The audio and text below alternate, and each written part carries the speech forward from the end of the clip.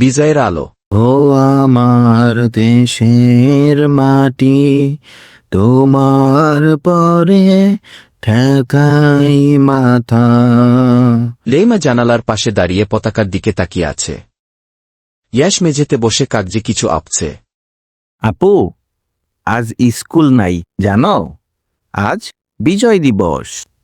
হ্যাঁ ইয়াশ, আজ আমাদের দেশে জন্মদিন। চারদিকে লাল সবুজ ফুল, ব্যানার, মানুষের হাসি। একজন বয়স্ক মুক্তিযোদ্ধা হেঁটে যাচ্ছেন, বুকে মেডেল ঝুলছে। লেইমা থেমে যায়, চুপচাপ তাকিয়ে থাকে। ওনাদের জন্যই আজ আমরা হাসতে পারছি, তাই না ইয়াশ?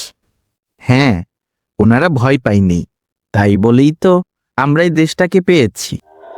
1971 সালে অনেক মানুষ তাদের জীবন দিয়ে আমাদের স্বাধীনতা এনে দিয়েছে। স্মৃতিসৌধের সামনে লেইমা আর ইয়াশ দুজনেই ফুল দেয়।